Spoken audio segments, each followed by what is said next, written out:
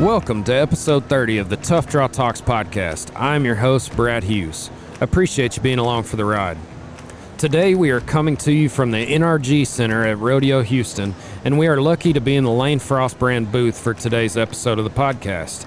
Stetson and the Lane Frost brand has done so much for our podcast this year in 2023 as our presenting sponsor, and we can't thank them enough. Today, we have a repeat customer on our hands and a Lane Frost brand athlete, three-time NFR qualifier, Josh Frost. Josh, how's it going, man? Good to have you back. Doing good. Glad to be back visiting with you guys. Yeah. I guess at this point, it's kind of become an old hat for you to sit down with me and talk, isn't it? It's like if I go to a big rodeo and Stetson's got a booth there, I'm probably going to sit down with Brad. So, typically we do these icebreaker questions and all that, and I've asked you probably 10 of them total already, so if y'all want to go back to Josh's previous episodes, there's great content on there. But let's do something a little different this time, and let's do a shameless plug for your lovely better half, who is quite the entrepreneur, isn't she? Yeah, she is. My wife, her name's Erica Frost.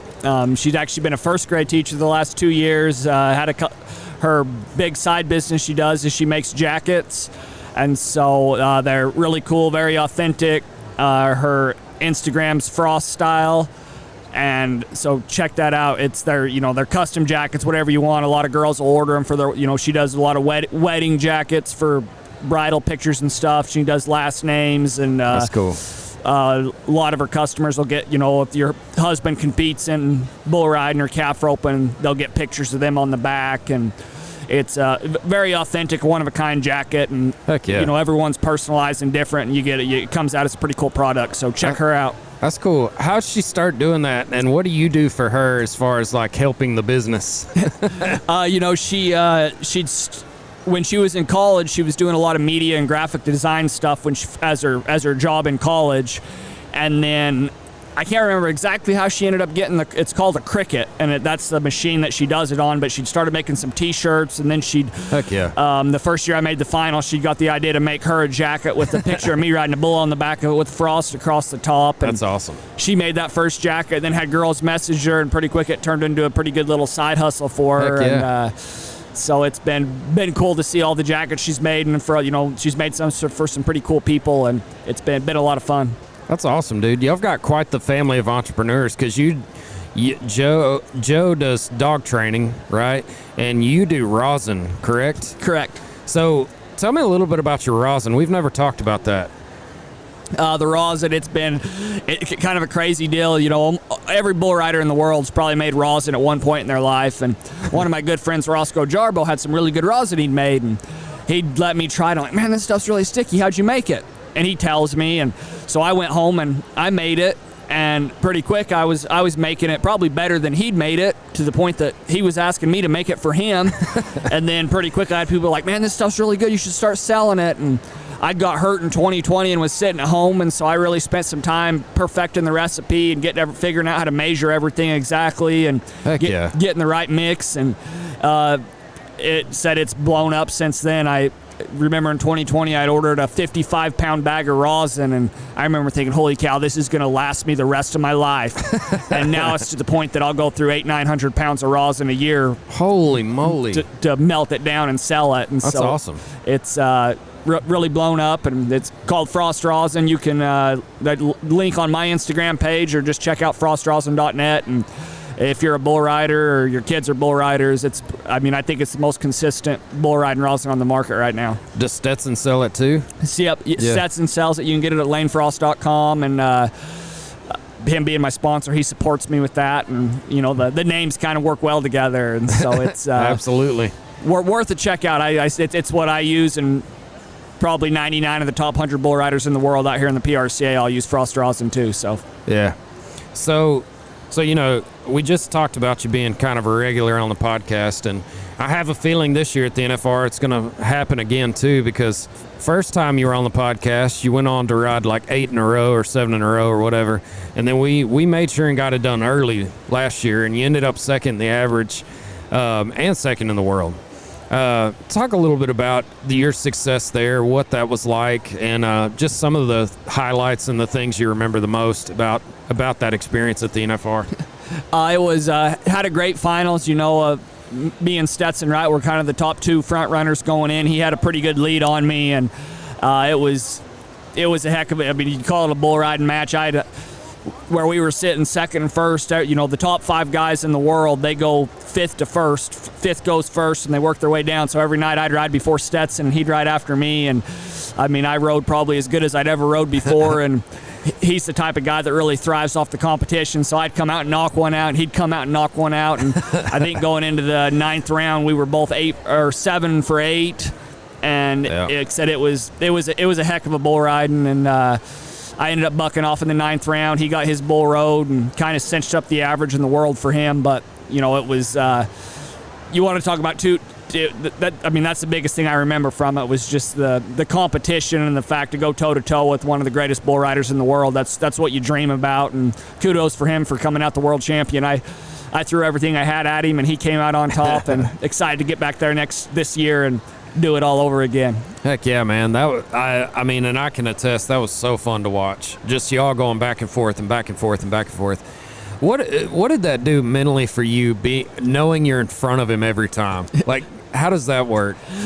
I guess it's almost easier in some aspects and harder because I didn't know what he was going to do, so I just knew, I just was planning on him making the whistle because that's all you can do. But at the end of the day with bull riding, it's not really, I talk about competing against Stetson, but at the end of the day, it's me against the bull. And, that other stuff can help motivate you and thrive you and get you excited. But my job was to make the whistle, and, I'm out there trying to be the best bull rider in the world, and that means making the whistle every time I nod my head. And there's no better place to prove your ability than out there at the NFR. So heck yeah, man. Heck yeah.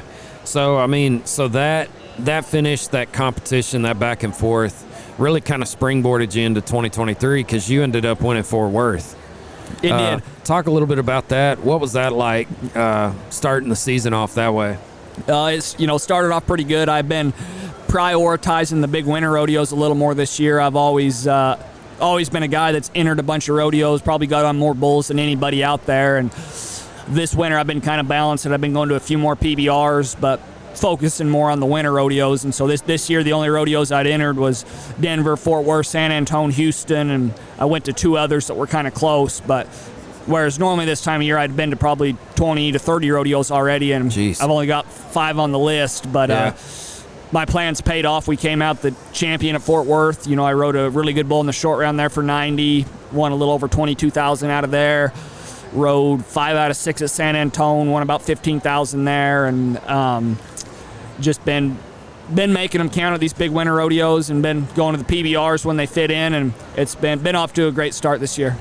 That's awesome, dude. And so that's cool. Like, you and I have talked a little bit about entering and different things like that, but what goes into that mindset for you of, like, how did you, like, thinking about your career and different things like that, how did you make that call of, like, this is what I'm going to do? And kind of, because, I mean, in a lot of ways, I mean, correct me if I'm wrong, but if you're pushing your chips in like that, you're foregoing the other rodeos, right? Like, you're purposefully saying, I'm not going to go to those. Yeah, that's exactly right. And, in the past, my theory's been enter everything, win everything. But I was finding that, I was riding a large percentage of my bulls, but there were instances where I was maybe staying on last year, it really showed there was instances where I'd stayed on more bulls than Stetson, partially because I was entering more than him. Yeah. But he was winning more money than me because he was making those big rodeos count. Yeah. And anybody that followed it last year seen what Sage Kimsey did. He went to 11 rodeos in the winter and won dang there right at 100,000.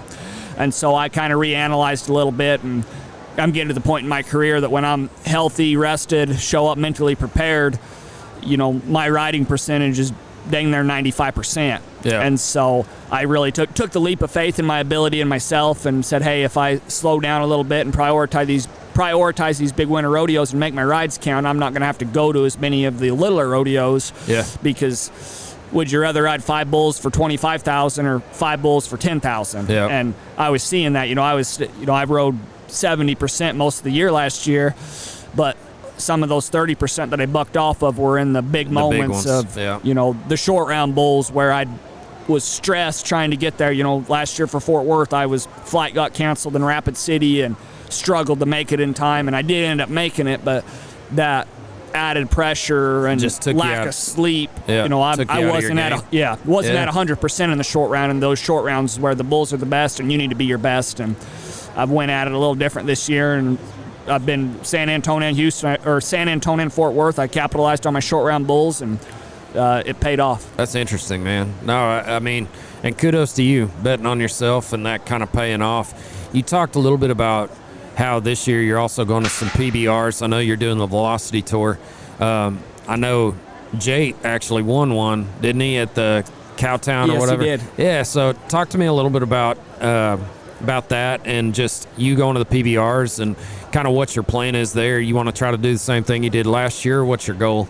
Yeah, goals to make the PBR finals. After Houston here, we get these kind of the end of the big winter rodeos, and I'd probably go to a few of the UTBs if they fit into the schedule. They're just kind of a commitment. Once you decide you go over there, they don't really let you turn out. If you make the short round somewhere, you're supposed to be at the UTB, and so Absolutely. I've been filling in the Velocities, which is the tour below the UTB, filling them in where they fit. They all have 20,000 added per event, pay really well, and so instead of going to the the $3,000, $4,000 added rodeos on my days off, I've been hitting the Velocities on the weekends, and Heck yeah. been going well there. I think I'm sitting second in the Velocity standings right now, just a couple points out of first, but they take the top 3 guys in the Velocity standings to the PBR finals, and so that's the main, the goal is to win the Velocity Tour, but we're right there in striking distance, and got me set up to where I get called every 2 weeks to go to the UTBs, and I've been turning them down right now, but we get through Houston, I would like to go over there and hit a few of those before the PBR finals. Heck yeah. Get some of those major points for the PBR. Yep. Yeah, absolutely, man. So, one thing that I'm curious about, we talked to Jate, and, this year, he's a rookie this year. Had a great visit with him on the podcast. And what is that like, being Jate's big brother and kind of seeing him enter and stuff? I know y'all don't, I know with him being a rookie, there's some events that he doesn't get into that you do and different things, but, maybe more during the summer run when y'all are a little more busy. Like, what's that like, seeing your little brother get in on the tour, especially after what happened to him and everything? Oh, it's really cool. A lot of fun. It was, like I said, he had a crazy deal happen to him with the car wreck, and he was having, on his permit that year, I think he won right at 40,000, and so it was dang sure hard for him to sit out a whole year, especially for probably 6 months of the year. He felt good enough to ride bulls, but they wanted him to give it a full year on the face, let all those bones get healed up all the way, and it's been pretty exciting to see his rookie year taking off, and he's been chipping away at him. It's hard where he didn't go the year before. He had no qualifications, and so he's been having to go to the rodeos that nobody wants to go to, the ones that are really far away, the ones that are hard to get to, but he's been showing up, making them count. I think he's probably 38th or something in the world right now. Austin's the first big rodeo he finally got in, and so he's excited about that, and just been, like I said, he's worked. I've seen how hard he's worked at it, and I know how good he rides, so I'm excited to see what his future holds. He said you and Joe were pretty tough on him. Is that true? I mean, looking back now, I know why Jate's the way he is. He's a little hotter tempered than me and Joe are, but I think it helped him out in the long run. He's dang sure tougher than me and Joe both, I would say that. That's cool, man. That's cool. Well, it was really awesome to be there at Guthrie, kind of bringing back BULLNANZA and stuff like that. And then, that first night we get there and you and Jade are the only two to ride. Like, well, how did that feel? Was that pretty cool for y'all? Oh yeah, it was awesome. I was hassling him after he was out like in the second section. I was in the fourth, and I kind of poked him, said, "Enjoy sitting first right now because it's not going to last for long." But it ended up being pretty. Like I said, it was crazy. Lasted 2 sections. Yeah, it lasted 2 sections, and but it was that was pretty cool. 30 guys, and Cord brought in a pile of good bulls, and there was a bunch of other talented riders there. It's just sometimes that's the way the card lays, and me and Jake both showed up and did our jobs, and they had a heck of a bull ride in the second night. I think they ended up getting 8 road total, so paid all the places, but it was pretty fun being 1 and 2 in the sitting 1 and 2 for a few minutes. Yeah, enjoying that first night. Yeah, personally, I think watching it back, I think he could have been a couple more points. Still wouldn't have beat you, but I think he could have been a couple more points. He was giving them everything he had. That was awesome. No, but when you think about, we've talked about Lane Frost pretty extensively as far as the history and the legend and the legacy and different things like that. But, just to be at an event like BULLNANZA and know the history behind that and the fact that, it started with Lane and Ed Gaylord. And then once Lane passed, Tough got involved, and it was the rodeo that was dedicated, or the bull riding that was dedicated to Freckles, and then it became dedicated to Lane and Freckles. And then for y'all to be there, 30 plus years later, how was that? What were the emotions like for you when it came to that? Oh, it was amazing. It was pretty cool. Cord McCoy was the stock contractor, and he kind of had a riders meeting before, and he talked about, him as a kid coming and watching BULLNANZA when Lane put it on, and then when Tough put it on, and how he dreamed of riding there, and how cool it was for him when he got a ride there. And then he was talking about us carrying on the tradition and how there's probably going to, hopefully in 20 years, there was some of those little kids there watching, that are going to be entered in 20 years that are going to be there. Yeah, I got to watch Josh Frost and Jake Frost ride here when I was 10 years old. Heck, and now they're entered. And so it was cool to continue the legacy of the bull ride. And I'm excited to see where it goes in the future. Absolutely, dude. You missed my little son doing the mutton busting on the second night. He made the whistle. He got off. Tucker helped him up and was like, wave to the crowd. And he did not one cartwheel, but he did a second one-handed cartwheel. Oh, that's impressive. While he was out there in the dirt. I was like, yep, okay. He's happy he made the whistle. Yeah. Maybe I need to implement that tonight. Do it. Yeah.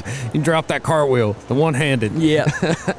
No, that's awesome, dude. What do you have tonight? Do you know? I got a good bull, won a serve. He's called Skimwalker. Haven't ever been on him before. He can anywhere from 78 to 86 on stats, so he can sure have some good days. Yeah, and, absolutely. So she looks like a solid draw. Heck yeah, man. Heck yeah. And let's just, in general, kind of catch up and talk. What's plans for 2023 look like for you? I know, so since you kind of shifted your schedule around for the winter and kind of made some adjustments, what does that look like for the rest of the year? Does it kind of go back to the norm, or do you have kind of a different game plan this year? Going at it with a slightly different game plan. We're prioritizing the big winter rodeos, getting in on the PBRs where they fit in, hit the PBR finals first 2 weeks in May, and then from there I'm planning on slowing it down a little bit on the bull riding for a month. I've always entered, May and June's when I've really entered the timed events, tried to get qualified for my Linderman Award. Yep. So I'm going to a lot of smaller rodeos, and because I was there, I'd been entering the bull riding, but at the smaller rodeos, a lot of the times the bulls aren't as good, and I've been wearing myself out a little bit competing in all three events. And so this year I'm going to try to prioritize the time, just take a period and prioritize the timed events and give my body a little bit of a break, because with me, I have slowed down this winter a little bit. That being said, I've still been getting on. I think I've been on more bulls than anybody in the world so far when I looked at stats the other day. But give the body a little refresh there for about a month into May, early into June, and focus on the timed events, get my money won there, get qualified for the all-around and the Linderman, and then when Reno rolls around, be fresh. And from Reno to September 30th, we're going to be hitting that trail hard. And so absolutely, it's whereas in the past I've never, I guess full gas, no brakes, and seems like both the last 2 years I've had a minor injury in August, and so I'm going to try to prioritize my body a little more and be fresh when that, because once Reno hits, it's big money rodeos and it's pretty hot and heavy for dang near 2.5 months, and so we're going to try something a little different and hopefully get a different result. Absolutely. No, that's great, man. That's great. And just to reset here, we are live in the NRG Center at the Lane Frost brand booth. So we apologize for the overhead speaker and all that, but we're going to just keep on plowing. So, Josh, you in the past have talked to me about the Linderman and its importance, and you had just alluded to kind of breaking up your schedule and different things like that. At what point, you and I have talked about a long-term goal would be to make the NFR in the timed events as well. From your perspective, what does that look like? Like how, because I'm trying to think, I think of how Stetson goes, right? And he's, Bronx Bulls at a rodeo and stuff like that. And then for you, it's like, you got to bring your bull rope and all that stuff, but then you also got to bring horse with you. And it's like, so have you given that much thought as far as what that might look like, or is that kind of a one step at a time approach? No, I've thought about it a lot of, how I'm going to do it. It's I actually just bought a pretty nice calf horse about a month ago, and so me and the wife have been staying down here in Texas most of the winter. She's been breakaway roping a bunch, and so I've been getting to rope a few more calves and slowly starting to. I've been roping for it. Like, I haven't ever stopped roping. Whenever I'm home, I'm roping calves and working towards that goal. I try to make the circuit finals every year, but it's kind of hard to slow down and enter the calf roping right now because all the rodeos I enter are the big rodeos and the bull riding. So it's been prioritizing the bull riding. I still got a couple more years of really prioritizing the bull riding to get the goals accomplished that I have there. But within the next 3 or 4 years, gonna shift the goal from being a world champion to just making the NFR in the bull riding and allow my focus to shift more to the calf roping. And one of them ones I'm gonna have to, I would be a veteran of the bull riding, but I have to rodeo like a rookie in the calf roping and get out there and go to every rodeo I have and pay my dues a little bit, enter the small stuff, get my qualifications up, and then be able to get into these big winter rodeos. But it's gonna be a big learning curve, but as I've progressed in my bull riding, I talk about it this year, I've been to 6 rodeos and I've got 48,000 ones. So most of the time it takes about 100,000 to make the NFR. So I'm halfway there already, going to 6 rodeos. And so I'll make the calf roping the priority and go dominating the bull riding when I draw good and it fits in on the schedule. But that's with the goal to be a world champion bull rider. I'm not there yet right now because I've done well, but if I want to, beat Stats and beat Sage, it's not. You're not going to be able to go to 40 rodeos because they're going to 100 plus, and so we're going to push hard to get that gold buckle. But once I got that gold buckle, we're going to make the shift and try to be at that NFR on both ends of the arena. Heck yeah, man. Well, I know everyone on this podcast will be rooting for you at that, and I know that the Lane Frost brand booth is starting to fill up because I know people want your autographs. But real quick, as we're wrapping up here, is there anything you'd like to say to your fans or fans of the sport or even the Lane Frost brand? Just thanks for the support, and if you don't follow Lane Frost brand, go follow them. If you don't follow me, most active on Instagram, I think it's Josh Frost 16. You'll know it when you click on it. A lot of bull riding videos, and I'm been getting more and more active on there. You really get to follow my journey, see stuff with me and my wife. Check the wife out; she's pretty active on TikTok. She's got some pretty funny stuff. And heck yeah. Well, I know we talked about it before we started, but next time when you're on, we're gonna have the wife sit down. So we will definitely be bringing both of y'all to the table next time. And Josh, thanks so much for being here again, man. We really enjoyed it as always. And again, thank you all for listening, and the Lane Frost brand for sponsoring these podcasts here at Rodeo Houston and for giving us a location to do them. Make sure and go to lanefrost.com for merch and all things Lane Frost, along with all of their socials across all major platforms for more information about their products. Josh, you just alluded to it. So Josh Frost, what is it on social media? Josh Frost 16 on Instagram. Cool. So y'all give Josh a follow. And if y'all don't mind, follow along with us at Tough Draw and at Tough Draw Talks for more episodes of the podcast and other content in Western culture as we continue to bring you closer to the dirt. Until next time, everyone, enjoy the ride.